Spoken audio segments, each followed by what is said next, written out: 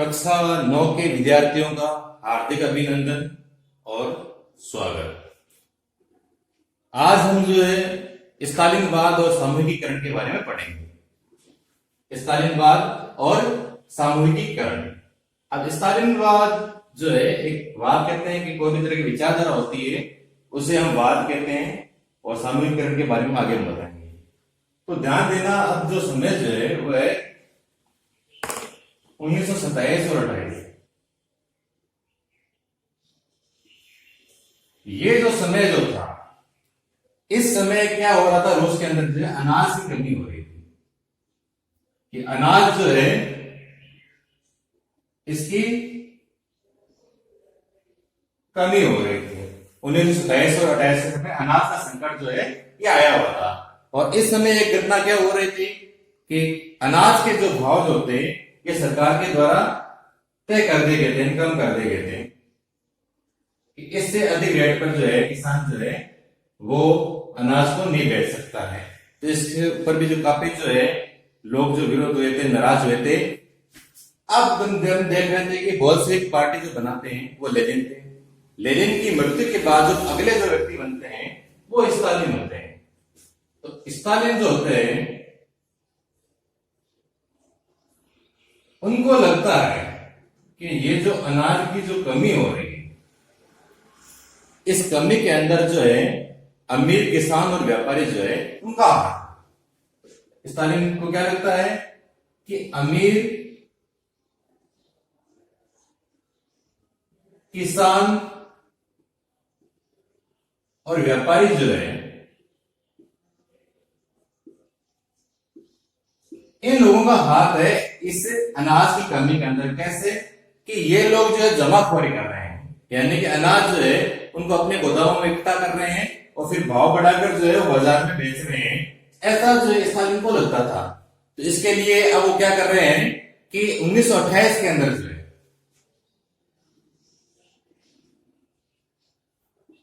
जो क्षेत्र थे उत्पादन के, वहां अपने जो प्रमुख जो थे, पार्टी के सदस्य जो थे, उनको दौरा करने के लिए भेजते हैं। तो 1928 के अंदर जो है अपने पार्टी के सदस्य जो है, पार्टी के सदस्यों को जो है उन क्षेत्रों का, उन उत्पादक क्षेत्रों का जहां ये अमीर किसान व्यापारी लोग रहते थे, वहां का दौरा करने के लिए भेजते हैं।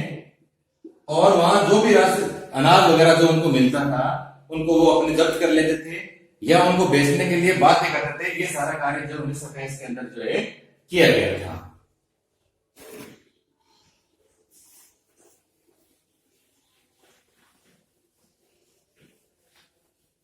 अब 1928 के अंदर ये सदस्य जो है जाते हैं, उन जो भी जो लोग जो थे, अमीर किसान जो थे और थे, उनके अनाज वगैरह को जो है जबरदस्ती वो प्राप्त करते हैं और ये लेते हैं। अब एक चीज और ध्यान देना, कई बात बोल देते हैं कि रूस के अंदर जो संपन्न किसान जो थे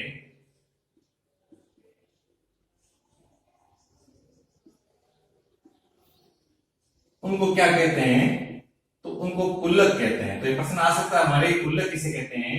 तो संपन्न जो किसान जो है उनको जो है रूस के अंदर जो है कुल्लक कहा जाता है, कुल्लक के नाम से जो जाने होते हैं। और ये कुल्लक जो थे, इनके अनाज वगैरह जो है इनको जो है उनके सिपाही वगैरह, उनके जो प्रमुख जो लोग जो थे स्टालिन के, वो उनसे ये अनाज वगैरह जो है प्राप्त कर लेते हैं।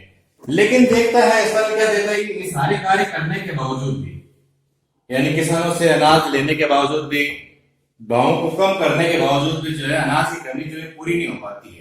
तो वो एक उपाय सोचता है कि खेतों का जो है सामूहिकीकरण किया जाए।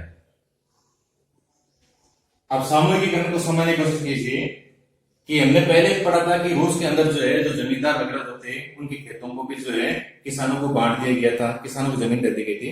लेकिन ये किसानों के खेत जो थे वो इस तरह से बंटे हुए थे, एक खेत इसका है, एक खेत इसका है, एक खेत इसका है, इस प्रकार से खेत वगैरह बंटे हुए थे। तो खेत अगर बंटे हुए थे, अगर ये सभी अपने अपने खेतों में खेती करते तो उत्पादन अधिक मात्रा में नहीं होता और मशीनों का उपयोग भी छोटे से खेतों में नहीं किया जा सकता है। तो उन्होंने एक उपाय सोचा कि इन सभी खेतों को एक कर दिया जाए। तो इस प्रक्रिया को क्या कहते हैं? सामूहिकीकरण कहते हैं। और फिर वहां मशीनों के द्वारा जो है सभी स्थानों पर जो है खेती की जाए। और खेती के बाद कहने का मतलब क्या है, खेतों के ऊपर किसका नियंत्रण होना चाहिए? राज्य का नियंत्रण होना चाहिए। तो राज्य का नियंत्रण जो है ये खेतों पर होगा और फिर जो उत्पादन वगैरह जो होगा उसको आपस में किसानों को जो है बांट दिया जाएगा। ये जो है खेतों का सामूहिकीकरण जो है प्रक्रिया कहलाती है और इसके अंदर जो विशालकाय जो खेत बन जाते हैं और राज्य के द्वारा वो जो है नियंत्रित होते हैं। तो ये सारे जो कार्य जो है ये स्टालिन के द्वारा किया जाता था। अब ये जो सामूहिक खेत होते हैं इन्हें जो है पोल खोज कहते हैं। ये भी प्रश्न अपने आ सकता है कि पोल खोज किसे कहते हैं, कि रूस के अंदर जो सामूहिक जो खेत होते हैं उनको हम जो क्या कहते हैं, पोल खोज के नाम से जो है जानते हैं।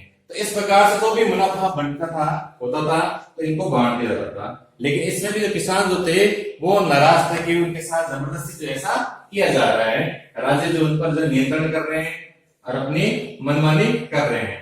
तो अब क्या होता है, वो ध्यान देंगे नहीं। अब समय जो आता है 1929 से लेकर 31 के बीच में, अब जो किसान वगैरह जो थे वो इनसे खुश नहीं थे, तो उन लोगों ने क्या किया था, अपने जो मवेशी पशु वगैरह थे उनको मारना शुरू कर दिया था।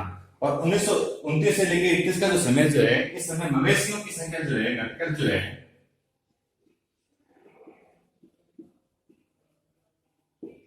1/3 रह जाती है। यानी 1/3 कमी जो है हो जाती है मवेशियों के अंदर, यानी पशुओं के अंदर जो है कमी हो जाती है, क्योंकि उनकी इच्छा के विरुद्ध में जो है उनसे जो है कार्य जो है करवाया जा रहा था। अब ये सारे कार्य करने के बावजूद सामूहिकरण की प्रक्रिया भी अपना ली जाती है, लेकिन फिर भी जो है ये जो कमी होती है पूरी नहीं हो पाती है। तो समूहीकरण के बाद भी उत्पादन में वृद्धि नहीं होती है, उत्पादन में वृद्धि जो है ये नहीं होती है। ये सारे प्रयास करने के बाद यानी पहले कीमत को कम किया था, उसके बाद में जो भी पैसे वाले जो किसान वगैरह रहते हैं उनसे अनाज वगैरह जो है जबरदस्ती से छीना था, उसके बाद खेतों को एक कर दिया गया था, सारे प्रयास किए गए थे, लेकिन उत्पादन में जो है वो वृद्धि जो है वो नहीं हो पा रही थी। अब क्या घटना घटित होती है 1930 से 33 के बीच में जो है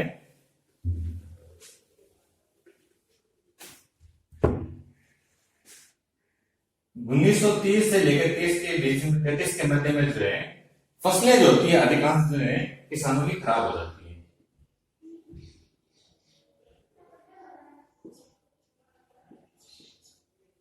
और इसकी वजह से क्या पड़ जाता है, अकाल पड़ जाता है। अकाल पड़ जाने के कारण जो है लगभग जो है 40 लाख लोग जो है इसके अंदर जो है मारे जाते हैं।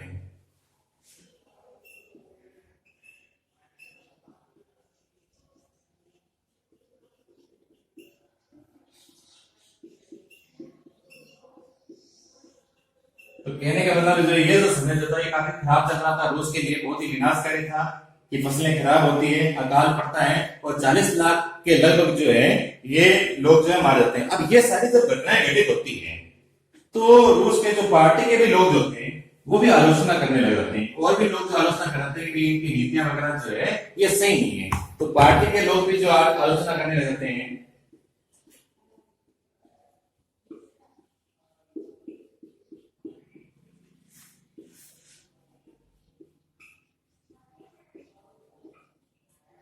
अब सरकार क्या करती है, स्थानीय के जो सरकार होती है या स्थानीय के जो समर्थक जो लोग जो होते हैं, कि जो भी व्यक्ति आलोचना कर रहे होते हैं उनको वो मानते हैं कि ये समाजवाद के विरुद्ध में जो है साजिश कर रहे हैं।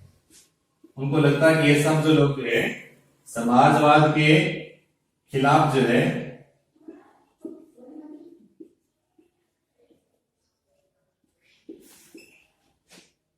साजिश कर रहे हैं, यानी कोई ना कोई तरीका जो षड्यंत्र जो है वो इनके द्वारा जो है किया जा रहा है। तो अब ये क्या करते हैं, लोगों को जो है गिरफ्तार करना शुरू कर देते हैं, जेलों में डाल देते हैं, गिरफ्तार करते हैं और जेलों में डालना शुरू कर देते हैं, या श्रम शिविर जो होते हैं जहां मेहनत कराई जाती है उन शिविरों में जो है इनको डाल दिया जाता है।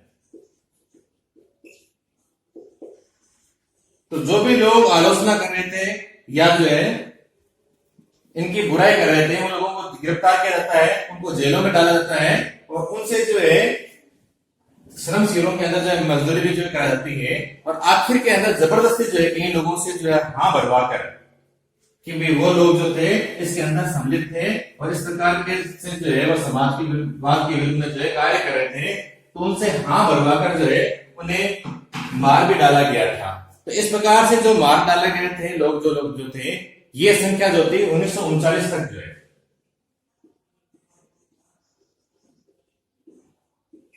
20 लाख तक हो गई थी कि ऐसे लोगों को जो है जेल में डाला गया था। ऐसी संख्या जो थी 20 लाख से ज्यादा लोगों को जो है इस प्रकार की घटनाओं का सामना जो है किया गया था, जेलों में जो डाले गए थे। और उसके बाद जो है इनको मारा भी गया था। इसके अंदर जो है कई सारे लोग जो है प्रतिभाशाली जो लोग होते हैं वो भी लोग जो थे वो मारे गए थे। ये 20 लाख मरने वालों की संख्या नहीं है, ये 20 लाख संख्या जो है जिनको केस में किया गया था वो लोग थे, और बहुत सारे लोग जो थे वो मारे गए थे। ये इस प्रकार की घटना जो होती है, और उसमें प्रतिभाशाली लोग होते हैं वो भी मारे जाते हैं।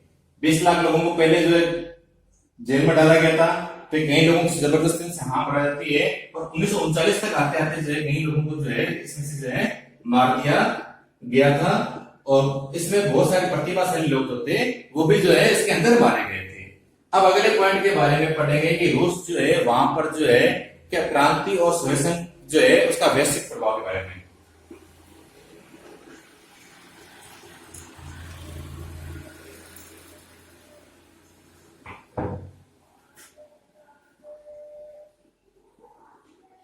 रूस से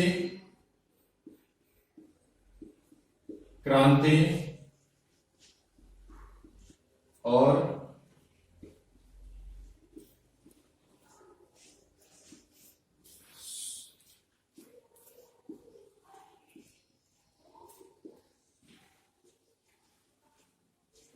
का जो विस्तार हुआ था उसके बारे में पढ़ेंगे कि वैश्विक प्रभाव के समय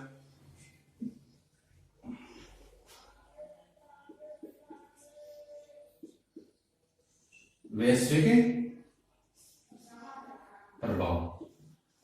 अगला पॉइंट है रूसी क्रांति होती है, उसके बाद हमने देखा था कि किस प्रकार से बहुत सारी पार्टी बनती है, उसके बाद सोवियत संघ का निर्माण होता है, और फिर उसका पूरे विश्व के अंदर किस प्रकार से प्रभाव पड़ता है।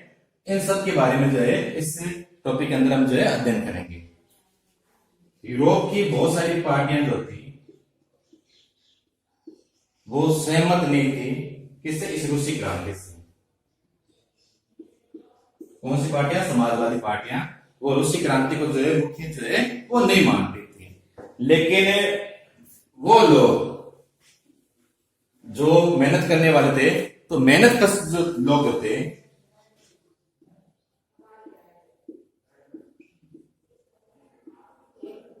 मेहनत कश जो लोग होते वो इस प्रकार के राज्य की कल्पना करने लगे थे कि इस प्रकार से जो है व्यवस्थाएं जो है वो होनी चाहिए।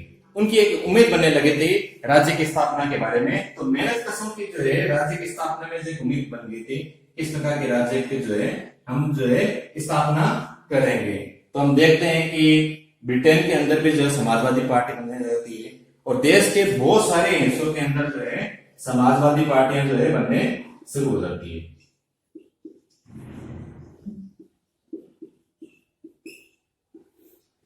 ये घटना जो है हम देखते हैं। अब ये जो समाजवादी पार्टी के जो लोग जो थे, यानी सोवियत संघ जो था, वो उपनिवेश जो लोग होते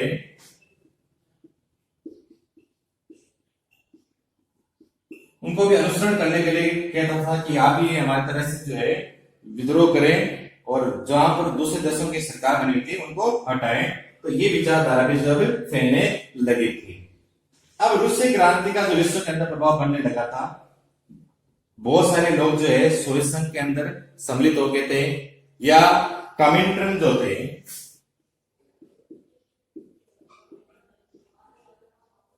एक प्रकार की अंतरराष्ट्रीय संस्था थी बोल्शेविक पार्टी की, इसके अंदर भी जो है बहुत सारे लोग जो है सम्मिलित होने लगे थे। शुरू में तो बहुत सारे लोगों ने इनको पसंद किया था, और जब द्वितीय विश्व युद्ध आता है उस समय ये जो सोवियत संघ जो था, इसकी पूरे विश्व में अपनी एक नई पहचान जो है बन गई थी, और समाजवादी विचारधारा जो है पूरे विश्व के अंदर जो है फैल चुकी थी। समाजवादी विचारधारा जो थी ये पूरे विश्व के अंदर जो है फैल चुकी थी द्वितीय विश्व युद्ध के समय में। अब 1950 का जो दशक आता है, 50 के दशक में धीरे धीरे जो है इसका प्रभाव जो होता है वो कम होने लग जाता है, क्योंकि बहुत सारे लोग जो है इस प्रकार आलोचना करते हैं कि जिन आदर्शों को लेकर ये समाजवाद जो था इसकी शुरुआत हुई थी, बहुत से पार्टी की या अन्य समाजवादी जो पार्टियां हुई थी उनकी स्थापना हुई थी, लेकिन वर्तमान में ये अपने जो आदर्श जो थे, जिन जिन नियमों के ऊपर चलने वाले थे उन नियमों का पालन नहीं करते हैं, उसके विरुद्ध में ये जो है मनमानी कर रहे हैं, ऐसे कठोर कानून जो ये लगा रहे हैं, जिसकी वजह से ये अपना प्रभाव जो धीरे धीरे जो है होती जा रही थी और 20वीं सदी के अंतिम तक जो है पार्टी का प्रभाव जो होता है बहुत कम रह जाता है। आज के वीडियो में हमने ये पढ़ा था, ये पूरा पाठ जो है समाप्त हो चुका है। इसके प्रश्न उत्तर कल बताएंगे। इस पाठ को आप बहुत अच्छे प्रकार से पढ़ना। धन्यवाद।